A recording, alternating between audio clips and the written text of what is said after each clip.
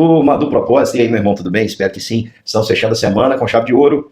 Capítulo 4 do livro de Jó, um capítulo da Bíblia por dia, orar todos os dias e tentar mudar. São os objetivos aí do nosso grupo Propósito. Vamos juntos, meu irmão. A partir do capítulo 4, nós vamos ter a opinião dos amigos de Jó sobre o sofrimento e sobre as palavras de Jó em meio ao sofrimento. É muito importante que a gente tenha bastante cuidado para analisar as atitudes dos amigos de Jó. Nós vamos ver que eles vão ser repreendidos pelo Senhor no final.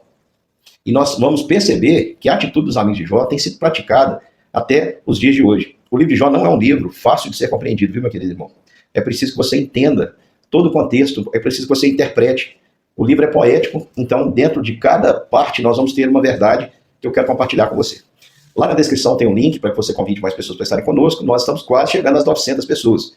Um trabalho aí de formiguinha, você convidando todo dia alguém, rapidinho nós vamos chegar aí ao nosso objetivo, que é fechar o grupo com a quantidade máxima de pessoas. 1000 pessoas, não tem como adicionar mais, então quem entrou, entrou. Vamos lá, vamos alcançar esse objetivo aí para a glória de Deus. Também na descrição há os links para aquela jornada inesquecível, uma vida com propósito. Já estamos na 5ª semana, amanhã, mais tarde na segunda-feira, eu posto aí da 6ª semana, e nós vamos juntos também aprendendo o propósito de Deus para a nossa vida. Você pode usar esse material tanto para estudar, quanto para evangelizar alguém, alcançar alguém. Vamos lá, o capítulo 4 do livro de Jó, ele vai trazer para nós a primeira opinião, e a opinião do amigo de Jó, aqui no capítulo 4, preste atenção, que é muito interessante o que ele faz, vai dizer. Assim que Jó termina, ele termina dizendo, né, aqui na linguagem de hoje, a Bíblia linguagem de hoje, ele diz assim, nos últimos versos do capítulo 3, em vez de comer eu choro, e os meus gemidos se derramam como água, aquilo que eu temia foi o que aconteceu comigo, e o que mais me dava medo me atingiu. Não tenho paz, nem descanso, nem sossego, só agitação. Jó estava expressando a sua dor. Eu quero perguntar, meu irmão, é pecado expressar a dor? Não, meu irmão. Não é pecado expressar o que você está sentindo. Preste atenção. Não é pecado você expressar o que você está sentindo. Se está doendo, pode dizer que está doendo. Se você está triste, pode dizer que você está triste. O que você não pode, de forma alguma, é deixar de acreditar que Deus tem um plano. Você, inclusive, tem o direito, claro, fazendo uma avaliação seríssima, de defender a sua tese de que você está sofrendo injustamente. Fique tranquilo com isso, meu irmão. Fique tranquilo.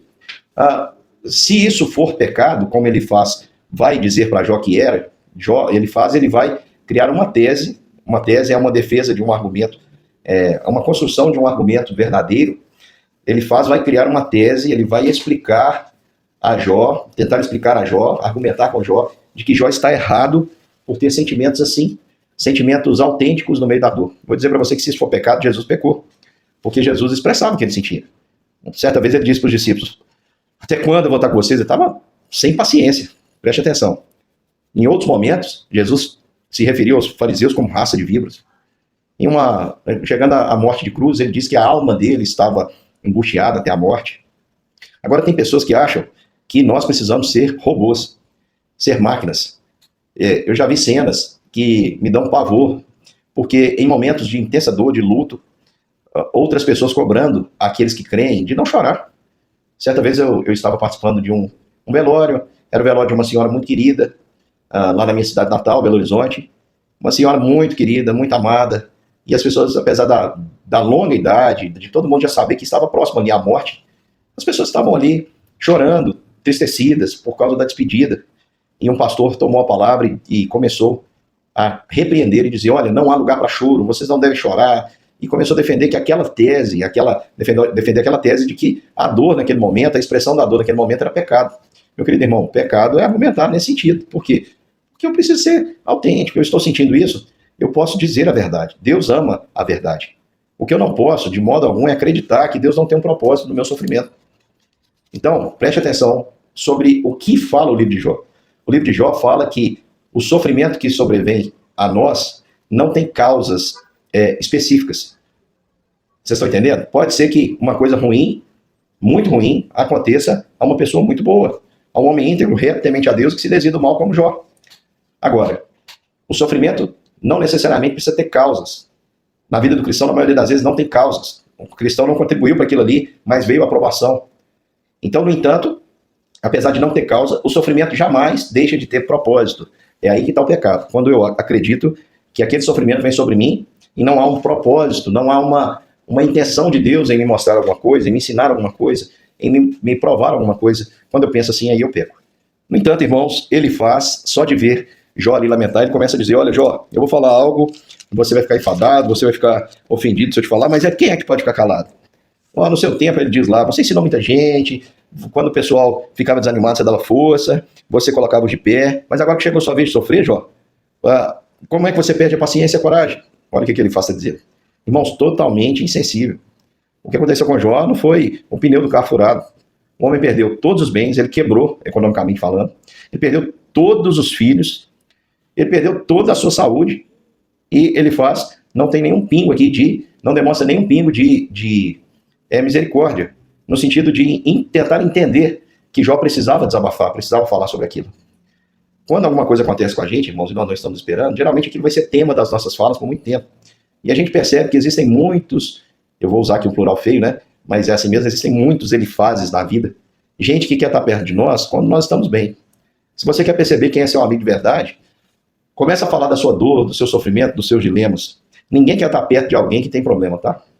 A maioria dos elifases, chamam a sua atenção e partem, porque não estão dispostos a viver com você o momento da dor. Muitos elifases se constituem em advogados de Deus, sem Deus ter dado qualquer tipo de procuração, e o que ele começa a fazer. Ele diz, olha Jó, você já viu um justo sofrer? Você vai perceber que ele vai falar para Jó literalmente depois, que Jó tem alguma coisa para confessar. O sofrimento de Jó, apesar de Jó não falar, tem um motivo. E ele fala que ele teve uma visão que o assustou muito. Seria um justo diante de Deus? Qual momento, irmãos, que Jó falou isso aqui, que ele é justo? Ele só disse que o sofrimento dele não tinha causa aparente. Não tinha causa aparente. E não dói, não tem nada que dói mais, irmãos, quando nós estamos passando por uma provação e chega alguém para dizer para nós que a culpa é nossa, sem nós realmente sabermos. Jó não sabia o que tinha acontecido. Para ele tá tudo certo, e é isso que ele está dizendo. Ele falou assim, se eu vim para experimentar tudo isso, maldito é o dia que eu nasci. Ele está falando, eu preferia morrer do que passar por tudo isso. É a expressão do sentimento. Em tudo isso, Jó não pecou contra Deus, meu querido irmão. No entanto, ele faz dizer assim, Deus não confia nem em anjos, quanto mais nos seres humanos que foram criados do pó. A vida é frágil, a nossa vida se acaba e cai como um barraco e morremos sem termos alcançado a sabedoria. Está dizendo, ô Jó, menos, você está muito soberbo diante de Deus. Questão aqui, irmãos, que a gente percebe aí que existem muitos elifases, é que as pessoas, elas adoram fazer o papel de advogado de Deus. Principalmente quando o outro está sofrendo. Quando o outro está sofrendo, gente, existem muitas pessoas que se aproveitam com uma áurea de misericórdia, mas se aproveitam ali para pisar ainda mais as pessoas. É o que Jó vai experimentar, infelizmente. Melhor teria sido para Jó que esses amigos não fossem visitar, porque eles não trouxeram consolo, eles trouxeram tormento. Como eu falei, não tem nada pior do que alguém atribuir a você algo que não é correto. Vou contar para os irmãos algumas coisas, uma situação que já aconteceu comigo, né? Teve um determinado momento da minha vida, nesses 20 anos aí de ministério, teve um tempo da minha vida que nós fomos duramente provados. Eu já contei aqui para os irmãos alguns episódios, mas como pastor, eu lembro que, trabalhando no meu primeiro campo de trabalho, Brumadinho, a igreja, nós estávamos sonhando em reformá-la. Nós tínhamos uma arrecadação muito pequena, muito baixa mesmo, e nós começamos a fazer uma cantina depois do culto. E a gente tinha há pouco tempo comprado alguns itens para a cozinha, como a geladeira, tínhamos ganhado um liquidificador, com muita dificuldade, irmãos. Então, com muito custo, nós conseguimos juntar, na época, R$1.000. E a gente decidiu pintar a igreja, pintar ali. E naquela semana que nós tínhamos alcançado essa bênção, o que aconteceu foi que a nossa geladeira pegou fogo e queimou nossa cozinha inteira. Então, você pensa, a minha frustração, né? Com muito custo, nós conseguimos ali arrecadar R$1.000 na época. E a geladeira que a gente ainda estava pagando, porque compramos parcelado, ela pegou fogo. E eu fiquei pensando naquilo, né? Por que aquilo tinha acontecido? E aí, um irmão chegou para mim, meu irmão, isso doeu no meu coração. Estou dizendo para você aqui, mas nem se compara ao sofrimento de Jó. Então você pensa, se doeu em mim isso, imagina o que foi o sentimento de Jó. Esse irmão chegou para mim e disse, pastor, olha, nós estamos orando pelo senhor, para que o seu ministério dê certo, para que as coisas aconteçam, mas só tem que descobrir o que está de errado na sua vida. Porque não pode. O senhor está passando aí por muitas lutas, nós estávamos enfrentando a luta aí para termos filhos, e além de tudo, o senhor tenta as coisas na igreja, e olha aí, quando parece que vai dar certo, dá errado. Tem alguma coisa para o senhor falar? Ô, meu irmão, olha o pensamento dos elifases da vida. Tem gente que é assim.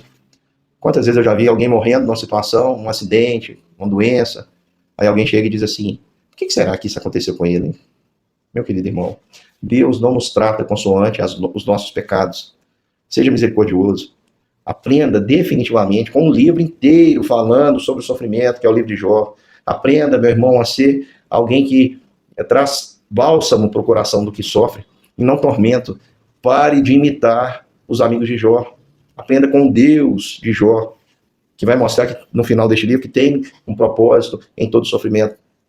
Pare de achar que todo sofrimento que vem alguém, é porque alguma coisa aconteceu. Pare de pensar na sua vida nessas categorias. O que eu fiz de errado para Deus permitir isso? Senão, meu irmão, a culpa vai fritar sua mente, é o que o diabo deseja. Que a sua mente seja cauterizada. Você viva nesse sistema de causa e efeito que não é o aplicável a Deus. Tudo o que nós recebemos, irmãos, é graça. Jó reconheceu isso desde o início. Deus deu, Deus tomou, bendito seja o nome do Senhor. Temos recebido o bem de Deus, também não receberíamos a sua aprovação, o mal. Preste atenção, meu irmão. Jó já trouxe a tese. E qualquer outra coisa além disso é mentira. Então pare de ser alguém que fica tentando descobrir o motivo, a razão pela qual as pessoas sofrem. Você não deve desempenhar esse papel. Você não é Deus, você não conhece a mente de Deus. Você não sabe os seus caminhos, o seu propósito.